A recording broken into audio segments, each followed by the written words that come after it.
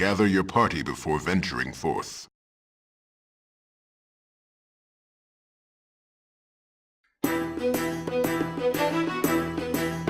Ladies and gentlemen, dungeon masters of all denominations and genders and age and experience, welcome to the Late Hour Show.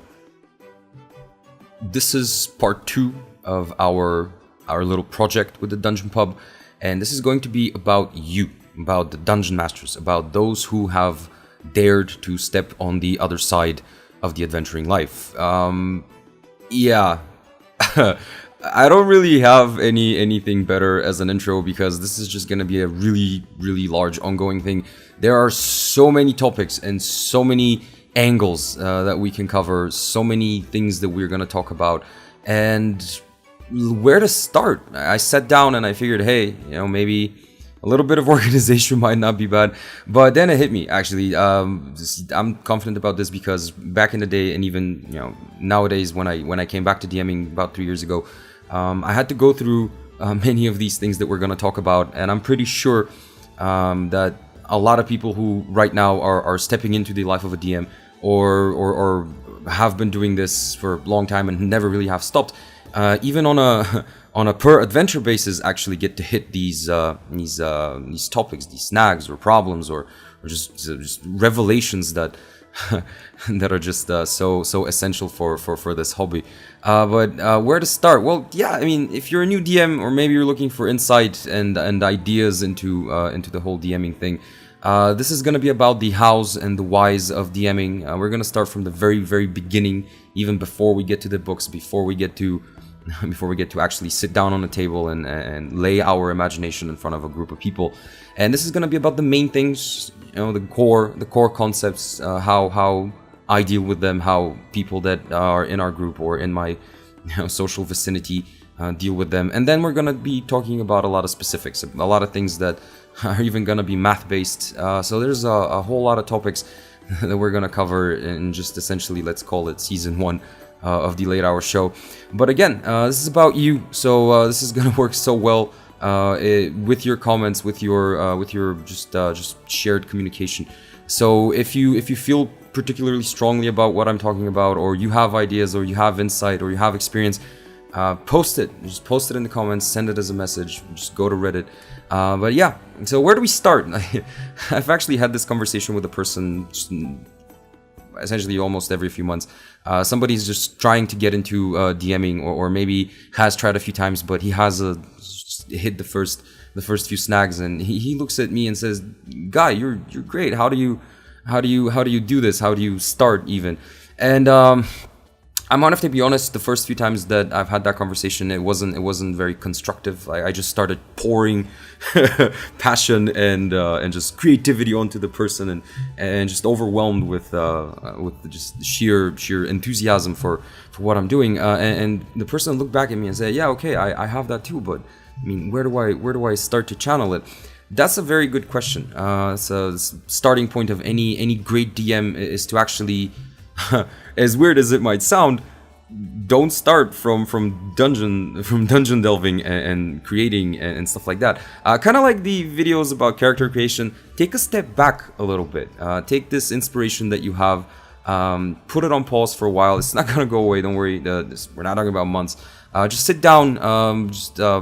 Go back to the favorite thing that you like to do when you're thinking, and just imagine what it feels like to be on the other side. Or if you've been to the other side and you've seen a lot of DMs, or maybe just one specific DM, just look at that person and try to discover where that person starts the adventure. And again, maybe think of it as a spoiler, maybe, or insight, or however you want to look at it. But for me, that has always been the player engagement. This is going to be the topic for today. And it starts way before you sit down on that table and you start DMing. It starts with the people, the players that you're gonna interact with, the minds and personalities that are gonna interact with this world that you're gonna create. And how do you go about that? Well, just think about the types of people that they are. The Dungeon Master Guide is gonna essentially open up with this topic. It's gonna tell you, hey, the people usually have concrete interests in your game. You're gonna quickly learn to put people into different categories as just as managerial as that's gonna sound, that's just how it is. Specific people, especially coming from the point of view that people come to your game because of entertainment, because of the social aspect, because of the fun times and the great opportunities to do stuff that is just completely outrageous or impossible in other conditions. From that point of view, yeah, you're gonna find quickly that there's essentially 4 groups of players, 4 types of players, and they're not derived from how much they like to min-max their characters or what type of setting they like, which RPG they like. No. This is basically relevant to the 4 pillars of the adventure that you're gonna create. And those 4 pillars, sir or ma'am, are combat, role-playing, storytelling, and puzzles.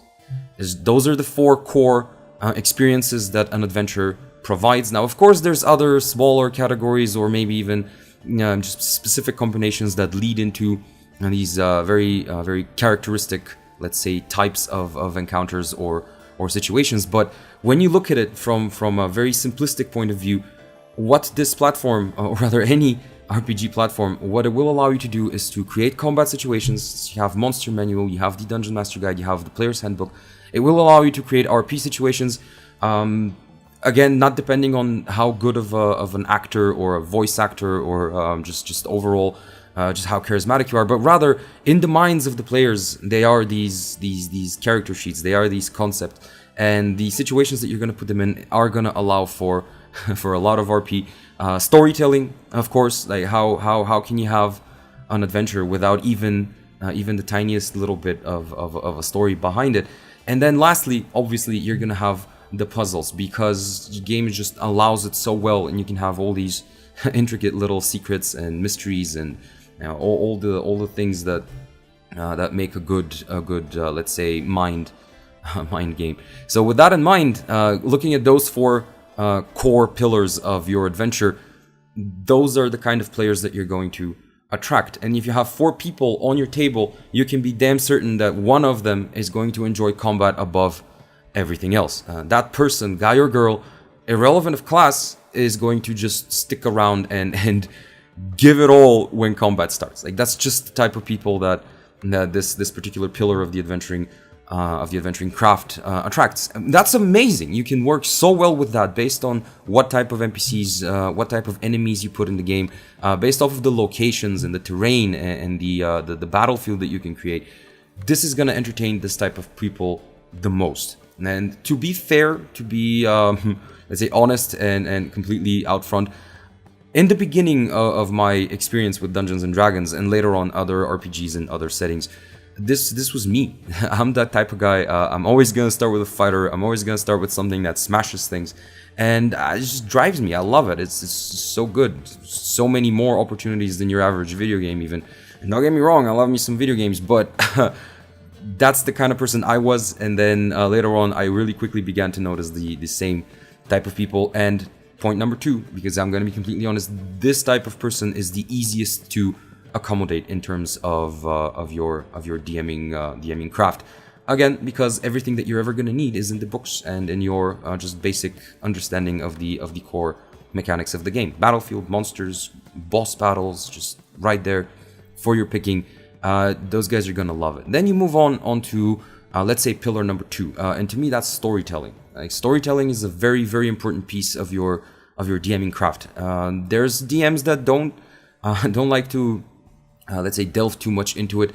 There are others, much like my particular type of DMing, that essentially build an entirety of a campaign around a really, really good story. And the people that are going to come for the story, you're going to notice those are people who enjoy a lot of let's say fantasy books. They enjoy a lot of fantasy movies and series and stuff like that. They're going to come to listen to your tale.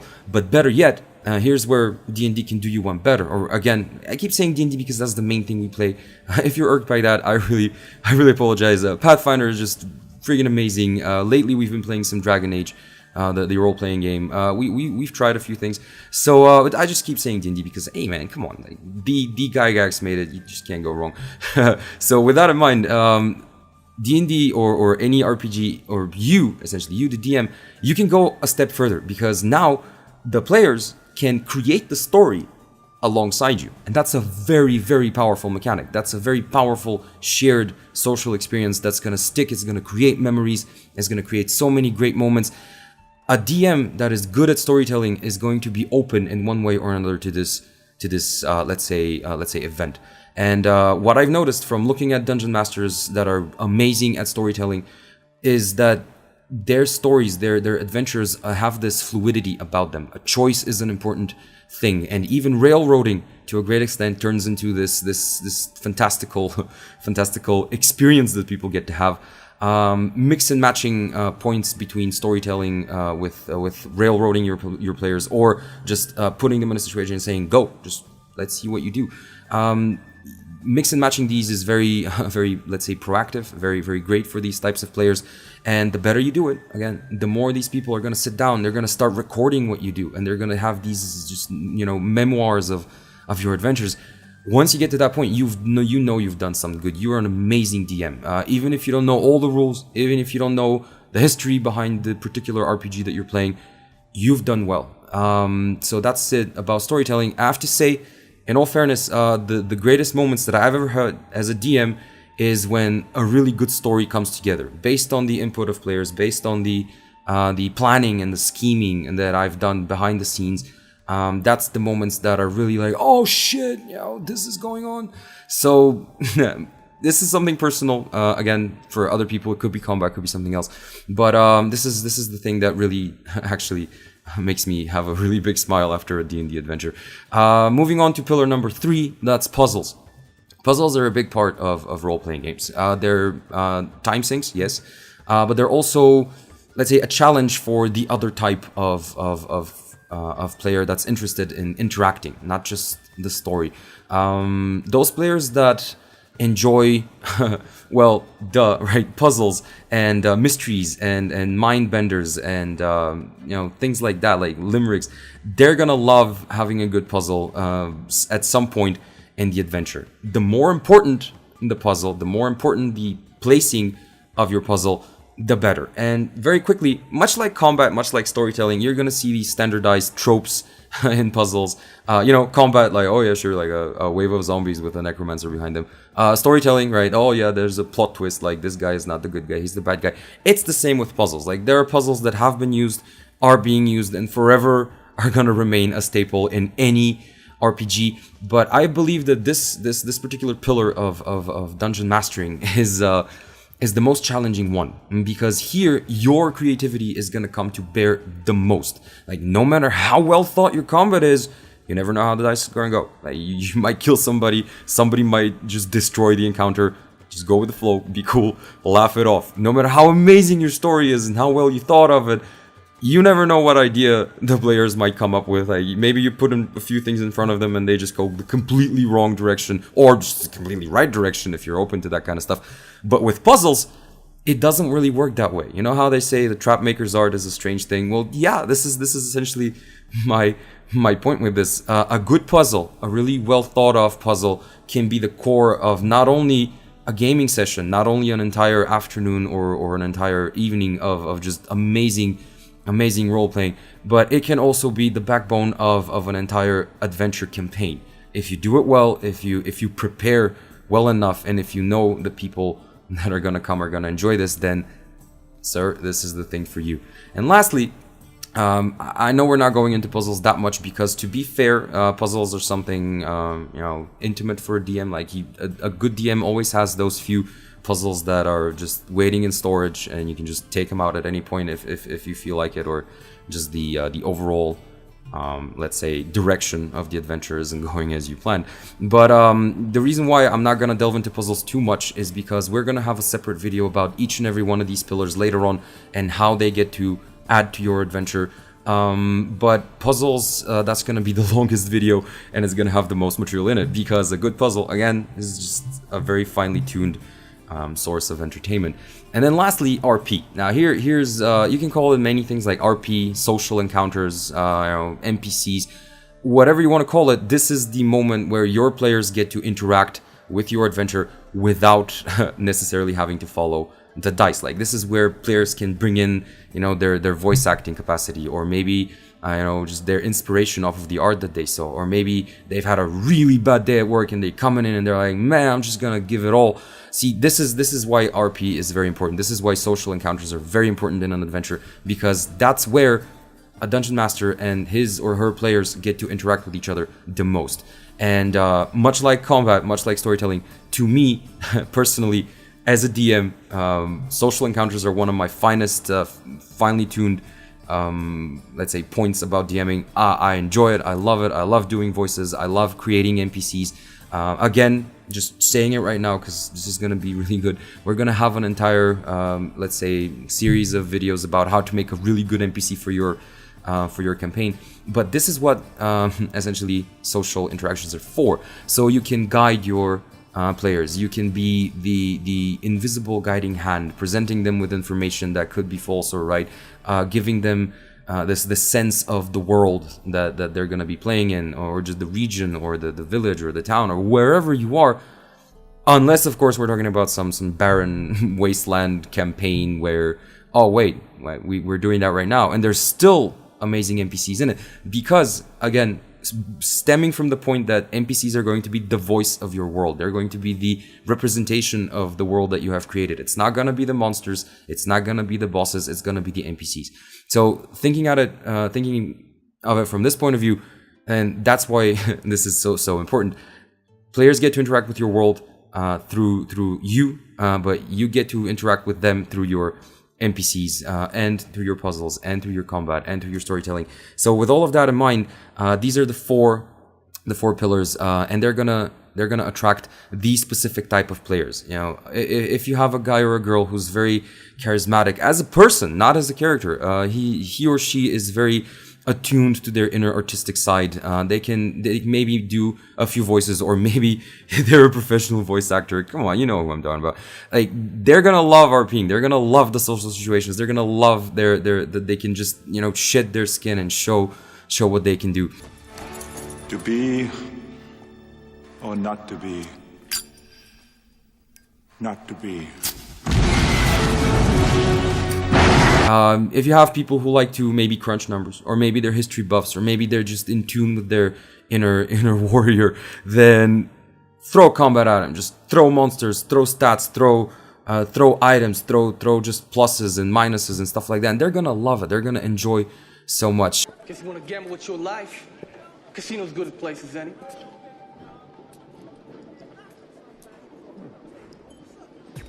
Guess I could use a little exercise.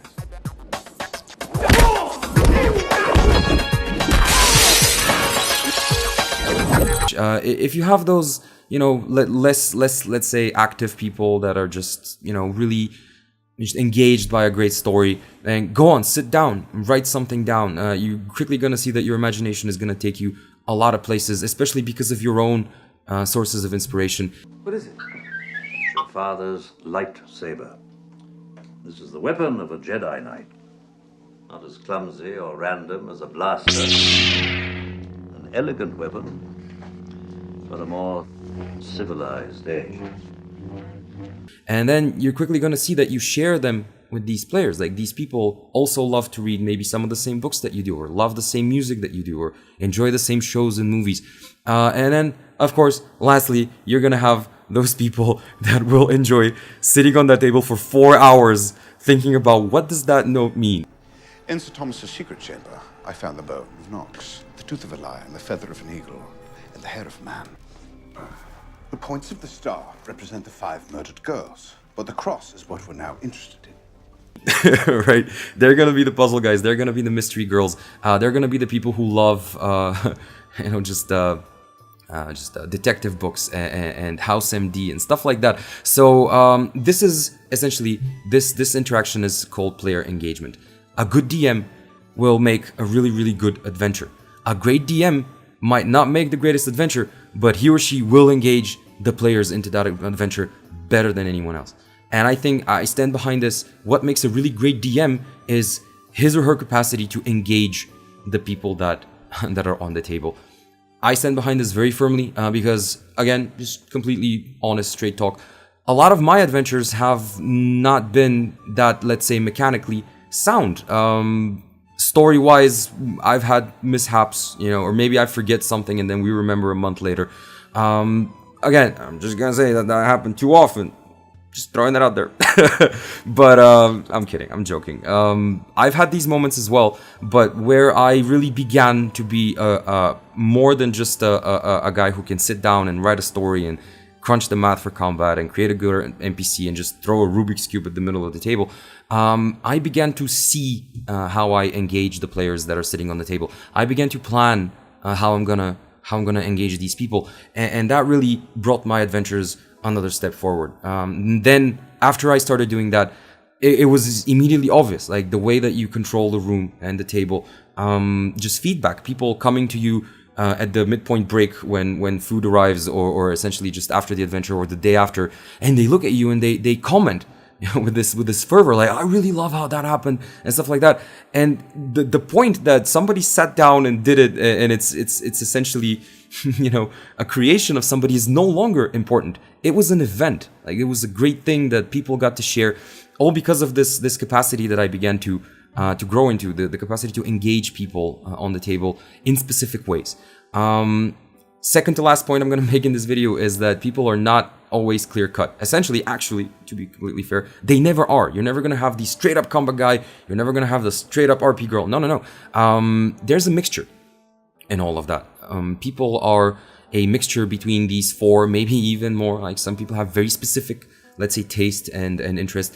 Other people are just obvious. Like, they love combat and then RP second and then storytelling third. They're even gonna tell you, like, man, combat was amazing and man, that story. But then, the way we talked about that NPC, it was great. So just have that in mind. People are not always going to be clear cut. So what I do is essentially I like to gauge the overall presence of one of these elements on the table. So if I have 4 people and let's say 3 of them are really interested in combat, and 2 of those 3 actually enjoy RP a lot, but the 4th person also really loves RP, then that's how I'm gonna structure my adventure. It's not necessarily catering so much as these are mediums of delivering your adventure to the people. It really worked for me, I have to say. And before I started doing this, I looked at these 4 pillars in terms of how amazing can I make this. After I started looking at the players first, I started to think about how can I make combat that will engage an RP person, right? And these types of ideas, these types of creative decisions that you're going to make are the backbone of a really, really great dungeon master. A good DM is going to make really good combat, really good NPCs, fantastic. And that's great. If you have that kind of person in your life and you're playing D&D, just go over, buy that person a beer and say, man, you're a great guy. Just well done. But once in a while, or maybe you haven't found him or her yet, you're gonna get to that really great DM. Even better if you want to be that person.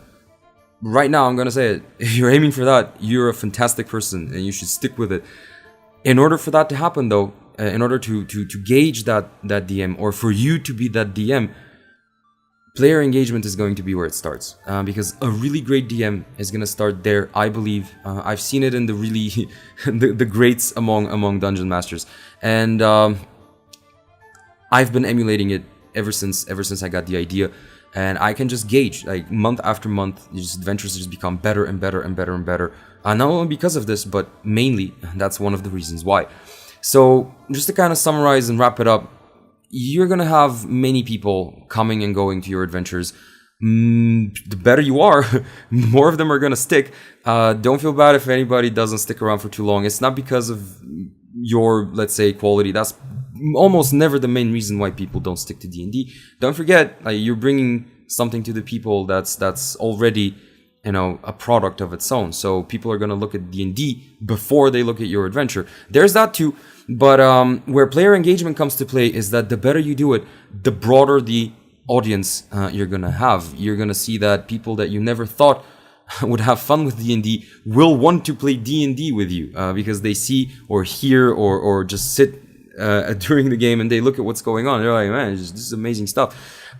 This is what player engagement can do for you. I believe it's the first step into being a great DM, and I believe it's one of the steps that you can take even before you sit down and you think about the world and what you're gonna do and what your story's gonna be and what the bad guy's gonna be like. This is I think this is truth.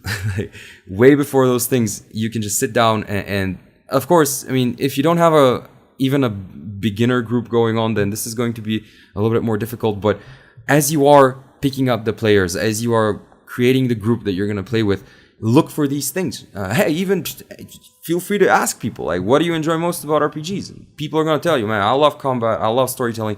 So don't be afraid to even go for the direct insight, the direct input. It helps, it works, and there you go. I got that. It's been great for me. A lot of other DMs actually have come to me and told me, like, hey, you know, this thing happened to me. And we start having a conversation, and this is where we arrive at. Like, player engagement is an amazing tool. The quicker a good DM or a medium level DM learns to use it, the quicker he or she is going to progress through being the most amazing person in somebody's gaming life. So there you go. And that's been my 5 cents about it. Really excited about the start of this series. We're gonna have a lot more talks like this. We're gonna streamline them because I mean I know sometimes too many words, but I'm really looking forward to seeing your responses, seeing your questions. I want to know if there's people out there that have gone through the same thing.